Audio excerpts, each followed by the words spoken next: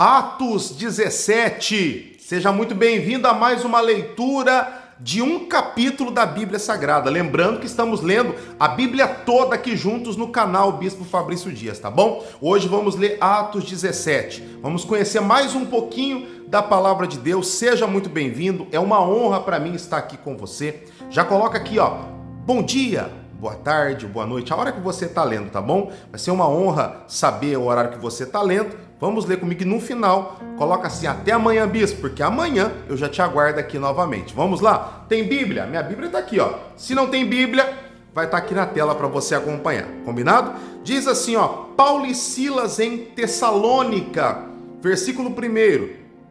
Tendo passado por Anfípolis e Apolônia, chegaram a Tessalônica, onde havia uma sinagoga dos judeus. Versículo 2.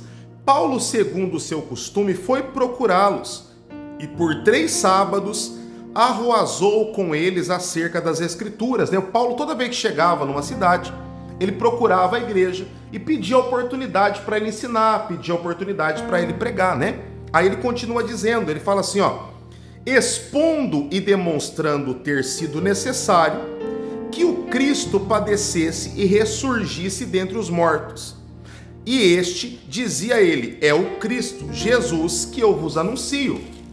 Versículo 4. Alguns deles foram persuadidos e unidos a Paulo e Silas, bem como numerosa multidão de gregos, piedosos e muitas distintas mulheres, né? Versículo 5. Os judeus, porém, movidos de inveja, trazendo consigo alguns homens maus, dentre a malandragem, ajuntando a turba, alvoraçaram a cidade e, assaltando a casa de Jasson, procuravam trazê-los para o meio do povo. Olha que interessante, sempre vai ter isso. Sempre vai ter pessoas do contra, sempre vão ter pessoas que não concordam, sempre vai existir isso. O que não pode acontecer é você dar crédito para isso. Isso não pode acontecer. Você não pode dar crédito a nada, você tem que continuar firme na promessa. Você tem que continuar firme com Deus e Deus vai abençoar muito a tua vida, tá bom? Versículo 6, ó. Porém, não os encontrando, arrastaram Jasson e alguns irmãos perante as autoridades, chamando estes quem tem transtornado o mundo, chegaram também aqui, os quais Jasson hospedou. Todos estes procedem contra o decreto de César, afirmando ser Jesus outro rei. Eles começaram a falar, tá, esse Jasson aí, ele hospedou a Paulo, a Silas, chegou até nós aqui, esses que estão conturbando, esses que estão tentando fazer uma motinação, falando de Jesus, pregando contra o decreto de César, sendo Jesus o outro rei. Eles tentaram fazer um reboliço, né? Aí o versículo 8 fala assim, tanto a multidão como as autoridades ficaram agitadas ao ouvirem estas palavras. Contudo, soltaram Jasson, e os mais após terem recebido dele a fiança estipulada. Aí soltaram ele. Paulo e Silas em Bareia. E logo durante a noite os irmãos enviaram Paulo e Silas para Bareia. Ali chegando, dirigiram-se à sinagoga dos judeus, mais uma vez. Ora, estes de Bareia eram mais nobres que os de Tessalônica, pois receberam a palavra com toda avidez, examinando as Escrituras todos os dias para ver as coisas eram de fato assim. Olha que interessante, tá vendo que a Bíblia está falando que em Bareia esse povo estava mais abençoado. Por quê? Porque receberam a palavra de coração aberto, começaram a analisar a palavra para ver se era daquela forma mesmo. E é isso que temos que fazer, examinar as Escrituras. É isso que estamos fazendo aqui juntos. Estamos conhecendo a palavra, examinando as Escrituras, não é verdade? Aí continua dizendo assim, ó, 12. Com isto, muitos deles creram, mulheres gregas de alta posição e não poucos homens. Mas logo que os judeus de Tessalônica souberam que a palavra de Deus era anunciada por Paulo também em Bareia, foram lá excitar a perturbação do povo. Olha aí, começaram a ver que o povo de Bareia estava abençoado. Aqueles que lá estavam fazendo arruaça, ficou sabendo da bênção do outro, veio fazer alvoroço. E assim é na tua vida. Cuidado, quando você começa a ser abençoado, se apegue mais com Deus, porque logo vão vir perseguidores para tentar aplacar a sua fé. Aí você tem que estar mais firmado com Deus ainda, tá bom? Diz assim, versículo 14: Então os irmãos promoveram sem detença a partida de Paulo para os lados do mar. Porém, Silas e Timóteo continuaram ali. Os responsáveis por Paulo levaram-no até Atenas e regressaram trazendo ordens a Silas e a Timóteo para que os mais depressa possível forem ter com ele.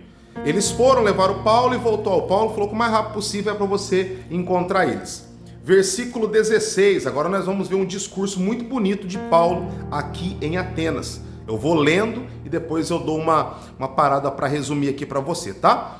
Versículo 16, enquanto Paulo os esperava em Atenas, o seu espírito se revoltava em face à idolatria dominante na cidade. Por isso, dissertava na sinagoga entre os judeus e os gentios piedosos, também na praça todos os dias, entre os que se encontravam ali. Ele começou a ver que havia uma idolatria muito grande ali em Atenas. Tinha uma idolatria muito grande, a princesa Diana, tinha uma idolatria muito grande ali. E nós vamos ver que ele, que era uma rainha deles ali, dos atenienses, né? Nós vamos ver que o Paulo começa a pregar todos os dias nas praças, nas igrejas sobre isso. E olha o que aconteceu com ele, ó. Versículo 18. E alguns dos filósofos epicureus e estoicos contendiam com ele, havendo quem perguntasse: que quer dizer esse tagarela? E outros: parece pregador de estranhos deuses, pois pregava a Jesus e a ressurreição. Então, tomando consigo, levaram ao Areópago, dizendo: poderemos saber que nova doutrina é essa que ensinas, posto que nos traze os ouvidos coisas estranhas. Queremos saber o que vem a ser isto, pois todos os atenienses estrangeiros residiam de outra coisa, não cuidavam senão dizer ou ouvir as últimas novidades. Todo mundo começava a falar só disso. Tem um homem aí pregando, tem um homem aí pregando, tem um homem aí pregando, falando de Jesus, falando disso, daquilo. Aí olha o que aconteceu, ó, o versículo 22. Então Paulo, levantando-se no meio do Areópago, disse: senhores atenienses, em tudo vos vejo acentuadamente religiosos. Eu vejo que vocês são muito religiosos. Porque passando, observei os objetos do vosso culto. Encontrei também um altar do qual está escrito ao Deus desconhecido. Ele falou assim: eu passei nas igrejas de vocês, eu vi lá que vocês são muito religiosos. E vi ali até um Deus que se diz, esse Deus ele se diz ali o Deus desconhecido. Olha o que ele vai dizer, ó. Pois este que adorais sem conhecer, precisamente é aquele que eu vos anuncio. O Deus que fez o mundo e tudo que nele existe, sendo ele Senhor dos céus e da terra, não habita em santuário feito por mãos humanas, nem é servido por mãos humanas, como se de alguma coisa precisasse, pois ele mesmo é quem a todos dá vida, respiração e tudo mais. De um só fez toda a raça humana, para habitar sobre a face da terra, havendo fixado os tempos previamente estabelecidos e os limites da sua habitação. Ele falando de Deus, né? Versículo 27. Para buscarem a Deus, se porventura, tateando, possam achar, bem que não está longe de cada um de vós. Pois nele vivemos, nos movemos e existimos. Como alguns dos vossos poetas têm dito, porque dele também somos geração. Olha que forte, ele falando dessa maneira linda de Jesus, né, de Deus, que bacana, né? Versículo 29. Sendo, pois, geração de Deus, não devemos pensar que a divindade é semelhante ao ouro, à prata ou pedra, trabalhadas pela arte e imaginação de homens. Tipo, ele falando assim, ó, eu não quero que vocês pensem que Deus é um ídolo, é um pedaço de coisa, algo de ouro, algo de prata, algo de madeira. Não pode ser construído um Deus por mãos humanas, né? Ele explicando sobre a idolatria. Versículo 30. Ora, não levou Deus em conta os tempos da ignorância. Agora, porém, notifica aos homens que todos em toda parte se arrependam. Aí ele fala assim, ó, tô dizendo para vocês que até agora Deus não está considerando o que vocês fizeram, porque vocês estavam em ignorância, como eu estou pregando para você aqui agora.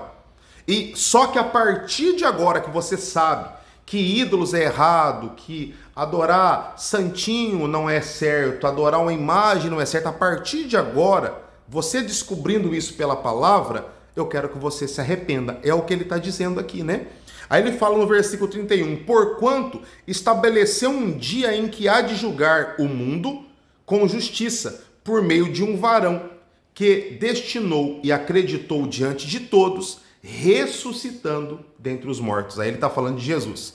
Jesus, ele morreu por nós e por causa dele seremos julgados, né? Aí ele fala assim no versículo 32, uns zombam, outros creem. Quando ouviram falar da ressurreição dos mortos, uns escarneceram e outros disseram, a respeito disso te ouviremos noutra ocasião. A esta altura, Paulo se retirou do meio deles. Houve, porém, alguns homens que se agregaram a ele e creram. Entre eles estava Dionísio, o Areopagita, uma mulher chamada Dâmaris, e com eles outros mais. Até o responsável pelo negócio ali, o Areopagita, né? Areopagita, esse Dionísio, até ele creu. Então muitas pessoas creram e outros zombaram, mas a verdade foi lançada, a semente foi lançada, assim como nós estamos recebendo essa semente lendo esse capítulo de hoje. Glória a Deus, queridos. Coloca aqui, eu vou estar aqui amanhã, bispo. Coloca aqui, eu estou amando a palavra de Deus. Escreve aqui. Olha, amanhã nós vamos ler Atos 18 e vai ser uma bênção. Nós vamos ver Paulo em Corinto, né?